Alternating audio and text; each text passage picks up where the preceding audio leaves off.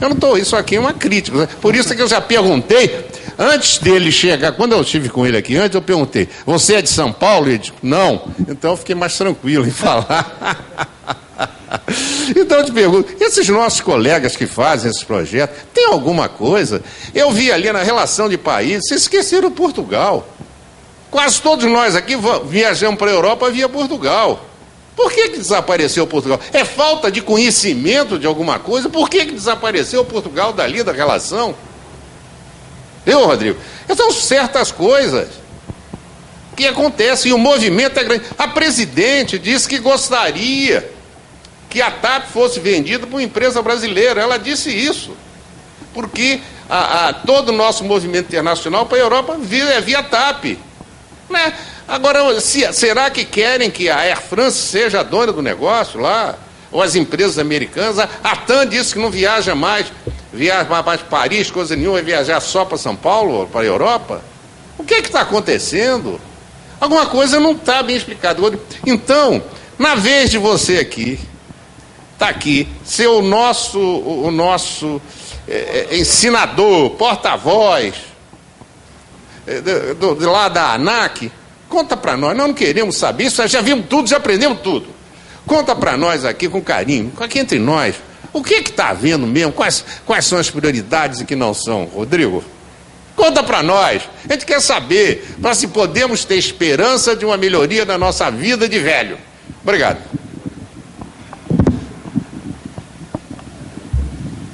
Das perguntas mais difíceis que eu já tive, hein? Todo parece que eu já fui. Assim, todos esses tipos de estudo, né? Quando se faz o estudo, contratam grupos de consultorias e fazem estudos e vê que eu acho que o fato dos números estarem diferentes é exatamente o motivo para tentar refletir a diferença que existe em um aeroporto e no outro. O que a gente observa lá, é verdade, quando se compara, você vê, não, peraí, isso aqui não é nem comparável, o aeroporto de um jeito, outro de outro, como fazer essa comparação? Exato, e os números mostram de fato que ele leva em consideração a diferença. Então, Galeão, por exemplo, é um aeroporto aqui de partida, né, 5,4 bilhões, de Confins é 994 milhões, né? Então, tem toda uma questão que vai dizer por que existe essa diferença. Né? Agora, o que a gente observa é que há uma maior atratividade de investidor para o aeroporto daqui. Apesar de você olhar o número inicialmente, você olha, nossa, parece que os números aqui estão muito altos, muito diferentes comparado ao de Confins. Mas, apesar disso, a maior procura está para o aeroporto do Rio de Janeiro. E os voos no exterior, eles chegam em São Paulo e você fica sendo armazenado esperando encher o avião. Então você chega às 7 da manhã, depois de ter viajado 12 horas, 16 horas, você tem que esperar o voo encher. Então é um voo agora de 14 horas. Você chega às 7 da manhã e fica até às 14 horas sem saber para qual gare que você vai. E não tem lugar para você ficar. Não tem mesmo que você tenha comprado uma passagem na classe executiva, eu tenho necessidade disso por causa do problema das pernas, não tem lugar para você ficar, nem da executiva, porque não existe na parte do aeroporto que você vai, que é de voo doméstico. Então lá não tem sala para você ficar. E você não sabe... E não sabe em que sala que você vai, porque você não sabe qual é o avião que vai te levar às 14 horas, aonde é que ele vai, que portão que ele vai colocar. Quer dizer, isso aqui é supervalorizar São Paulo e desvalorizar os passageiros dos outros estados da federação, né? Então, ele tem um problema do voo dele. Eu queria agradecer aí a atenção de todos. Tu toma, Zé, para encerrar ou para... Pode fazer mais uma. Dá para atender mais uma? Tem mais alguém inscrito? Eu não sou engenheira, o engenheiro lá ficou chateado porque eu não vou falar de engenharia, não entendo de engenharia. Eu represento a população do Rio de Janeiro da periferia.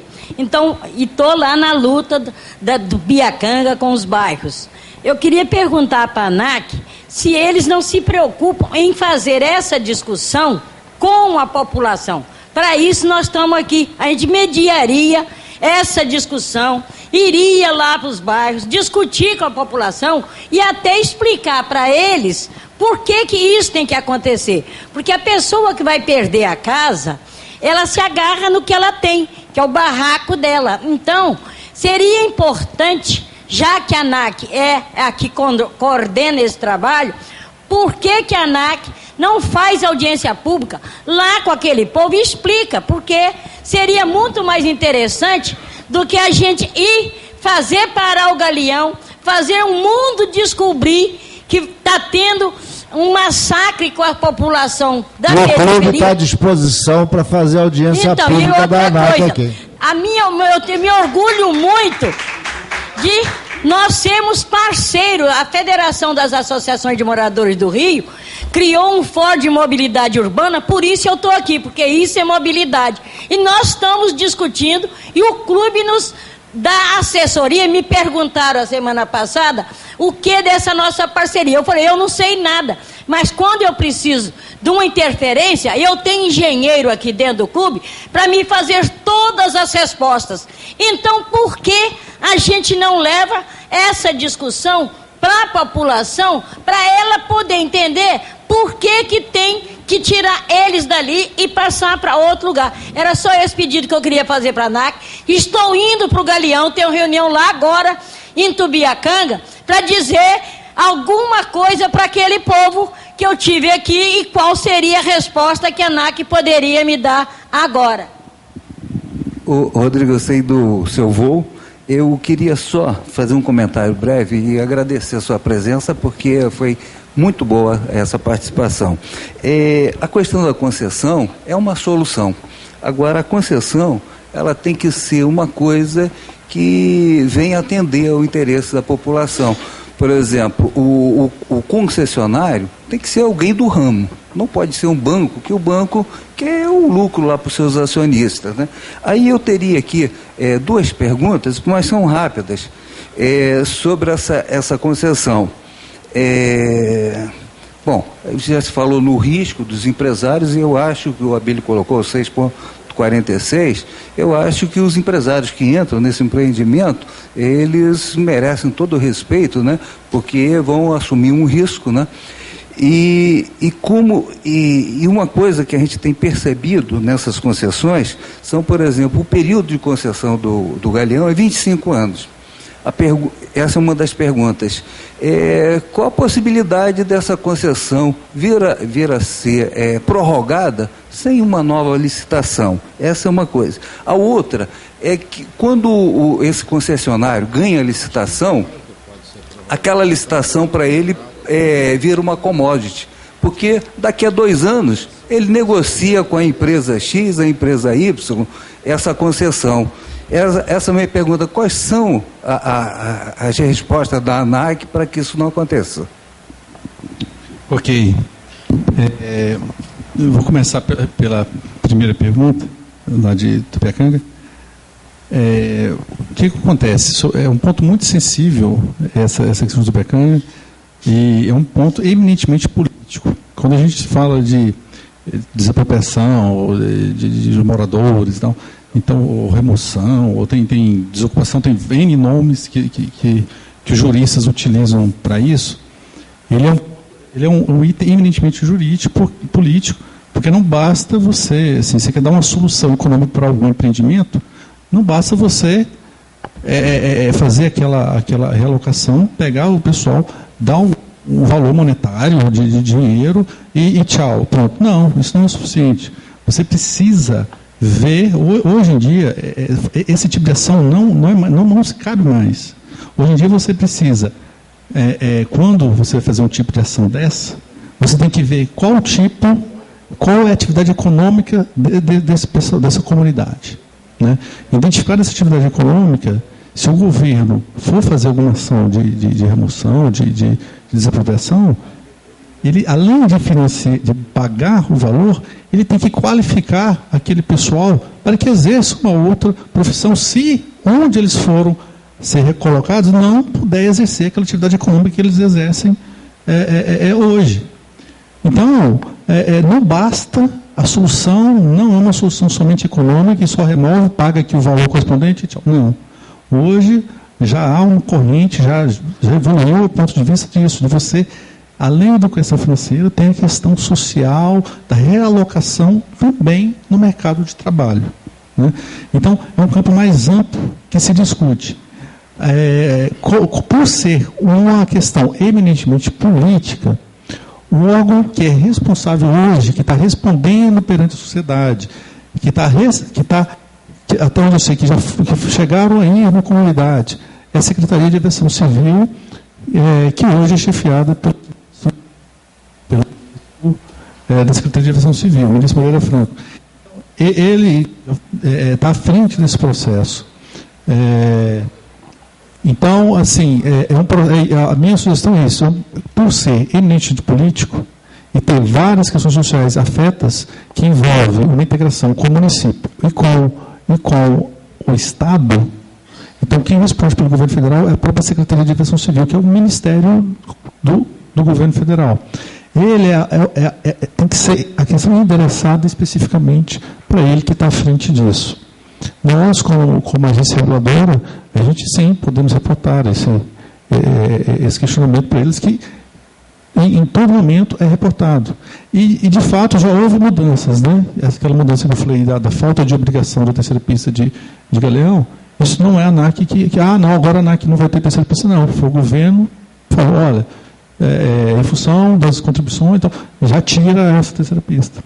Então, o endereçamento mais correto para essa Secretaria de Aviação Civil. Do ponto de vista de concessões, o contrato diz que é possível prorrogação por 5 anos apenas. Assim, dependendo dos critérios de como foi feito o investimento, já mudando aqui para a sua pergunta, ao final da concessão, há uma previsão de apenas mais 5 anos. Né? Então, aí não há essa prorrogação da licitação apenas, dados os critérios, mais 5 anos é possível. E em relação àquela outra de transferência da concessão, também não pode haver, senão a pessoa vem, habilita, ganha e depois faz transferência. Não. Então tem umas regras de transferência, em 5 anos obrigatório ficar a estrutura da mesma forma, depois de 5 anos ele pode mudar a estrutura da cadeia societária, entretanto tem que se manter os critérios de habilitação. Então não pode apenas passar desse período, agora eu vou passar para o dono de Guarulhos. Não pode. Ele tem que manter os critérios iniciais acordados no edital do contrato na época que foi feito o leilão. Bom, eu vou pedir licença, desculpas às pessoas que ainda têm alguma posição para colocar, mas o nosso palestrante está com um voo marcado para Brasília de volta e nós vamos ter que encerrar agora essa palestra agradecendo ao Dr. Rodrigo Santana a respeito dessa palestra e dessa exposição que ele fez da privatização dos aeroportos de Galeão e Confins, né? Eu pediria uma salva de palmas para o Dr. Rodrigo e vamos encerrar. Obrigado.